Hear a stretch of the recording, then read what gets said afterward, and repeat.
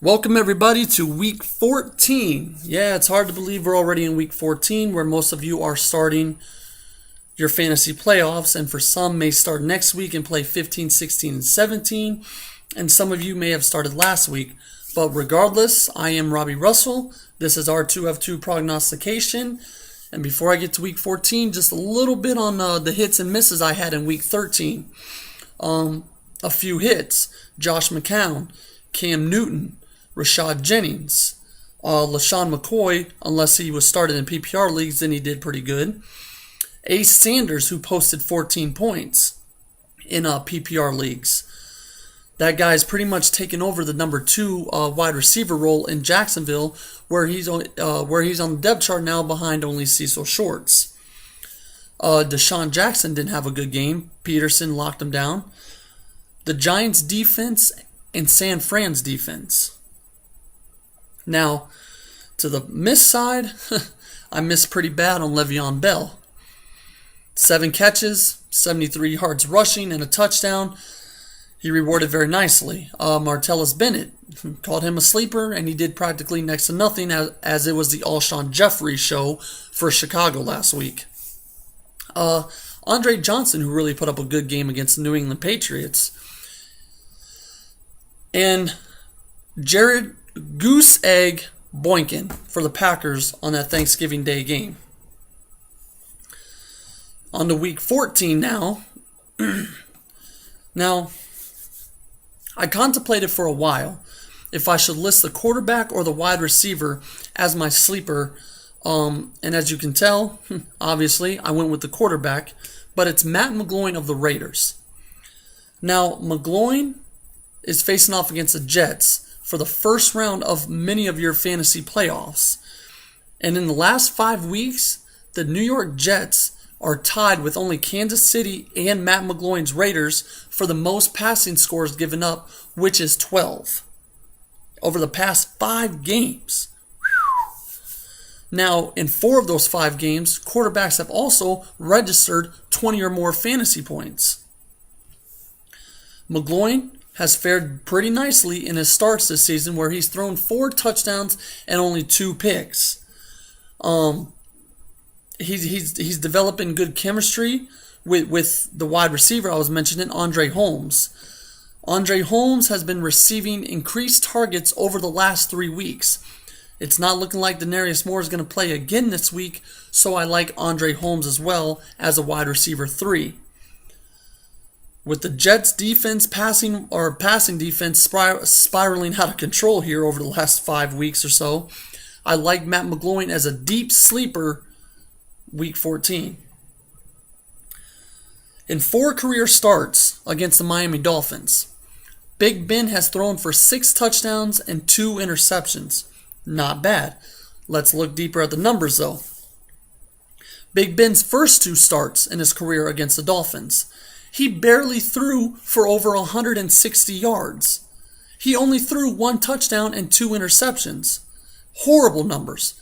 Now here comes career start 3 and 4. Big Ben, all of a sudden, he's thrown for a combined 522 yards with 5 scores and 0 interceptions. Big difference. Nonetheless, I know the Miami Dolphins defense is good. They ranked 9th against the pass. The Pittsburgh Steelers have some speedy wide receivers, and I think the game's going to be close. I don't see the Dolphins locking down that speed the entire game. Mike Wallace makes his return to Pittsburgh. It's going to be a good one, but I like Big Ben to net at least 20 or more points for the owners that start him on a Sunday. Now, Colin Kaepernick. This one you need to leave on your bench. He faces off against a Seahawks defense that has not allowed a quarterback to throw for over 175 yards since week number 7. Extending on this note, only 4 quarterbacks have passed the 200-yard mark 4 times. 4. Against the Hawks this season. That's pretty darn good for the Seahawks defense. Now, I know Crabtree's back. I know the Hawks secondary is supposedly hurting by Brandon Browner, Walter Thurman being suspended. Well, Browner's hurt right now. He's appealing the suspension. But Browner didn't face Kaepernick in week 2 in Seattle. Kaepernick still threw 3 interceptions, didn't throw for a touchdown. I'm not seeing Kaepernick having a much better time this or day, a better day this time around.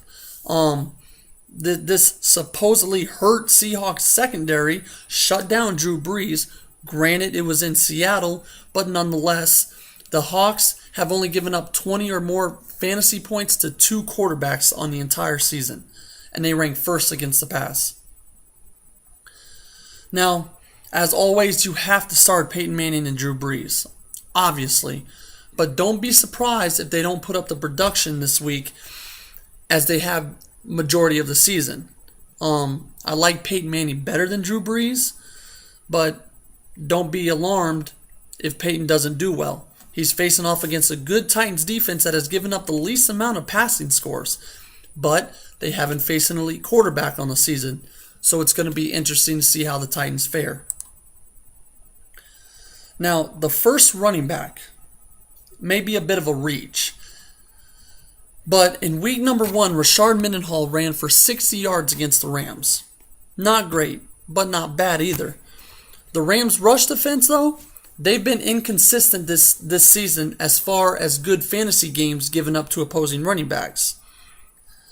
Week 1, Mendenhall scores less than 10 points in both PPR league, or less than 10 points in PPR leagues, so obviously in non-PPR leagues as well. 3 straight games, or the Rams followed that by 3 straight games of running backs scoring over 15 points. Then 3 of the next 4 games, the lead running back has scored less than 11 points.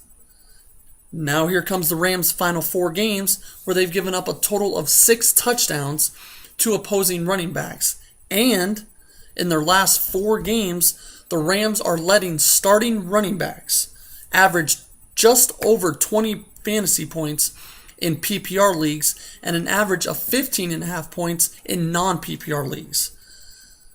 15.5, I would take that all day in non-PPR.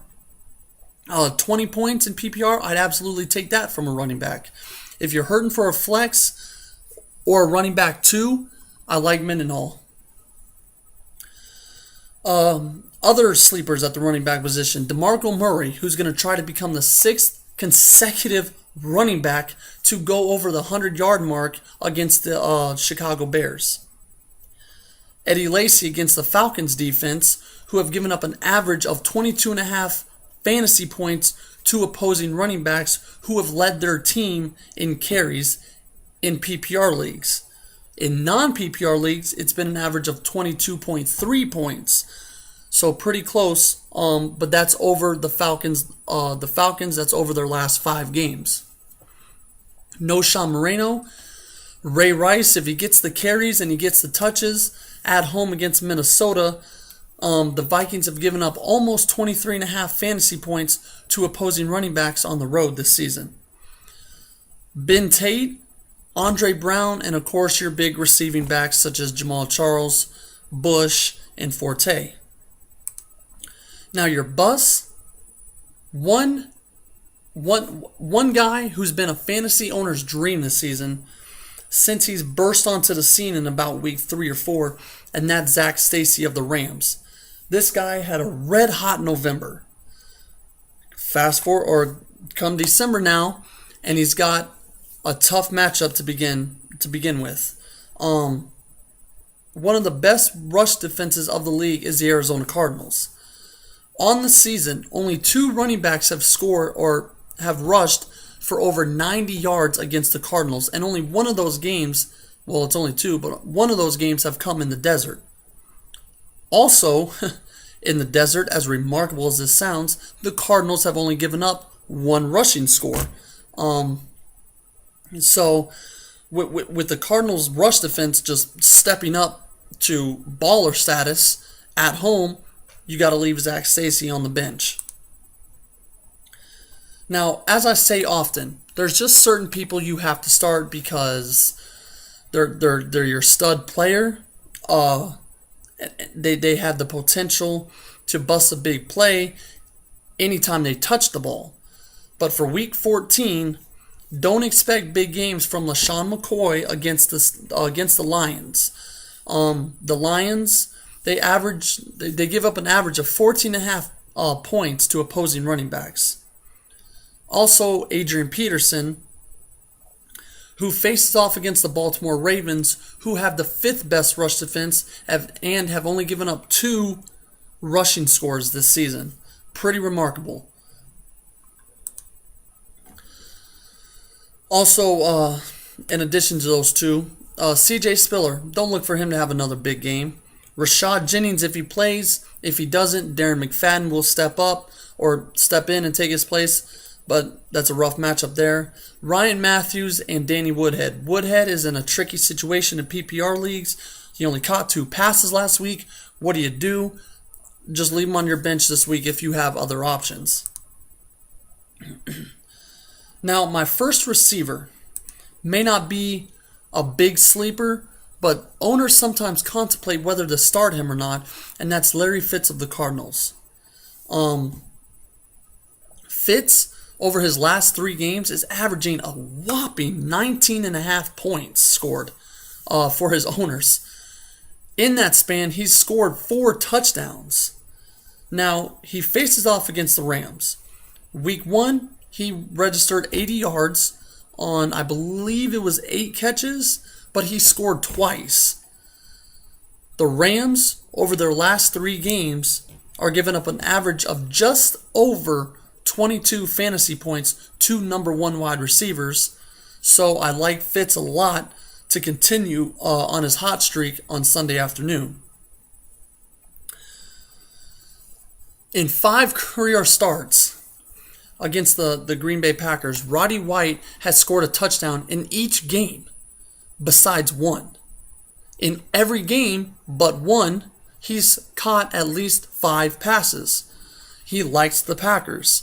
Roddy, coming off the best game of the season, and most of y'all are wondering, where's this been all year? He caught 10 passes for 134 yards. I don't see him slowing down on Sunday. He likes the Packers. It's Matt Ryan's boy. I think he had 14 targets total this past week. The Packers, they've let number 1 wide receivers score 3 times in the last 5 games. And 3 number 1 wide receiver number 1s for their team, 3, have passed the century mark in receiving yardage. The Packers secondary is hurting. With Roddy coming off his best game, I love him in Week 14. Joining Fitz and Roddy White has to be Andre Holmes. I don't see Denarius Moore playing. As I said, he didn't practice today. His targets have been going up each week. Matt McGloin really likes him, so I like Andre Holmes as a wide receiver 3 that can possibly reach wide receiver 2 status. Also, Antonio Brown and Emmanuel Sanders. In that same game, Mike Wallace, Dwayne Bowe, Riley Cooper, Vincent Jackson, and Ruben Randall. If you have any of those, I'd start them. To wrap up with the tight ends and the defenses, a few tight ends I like for this playoff week in fantasy. Garrett Graham of the Houston Texans tomorrow night against the Jaguars. Tim Wright against the Buffalo Bills, who have given up 5 scoring touchdowns to tight ends over their last 6 games. Jared Cook and Antonio Gates. And on the defensive side, I like New England, Baltimore, Arizona, Oakland, and of course, look for Kansas City to return to their status against the Washington Redskins. So there you have it. Week 14 of our F2 Prognostication. Best of luck to you all in your fantasy playoffs. I will see you back here next week. Hopefully y'all advance. Be good if you had a first round bye. I'll see you next week. Thank you.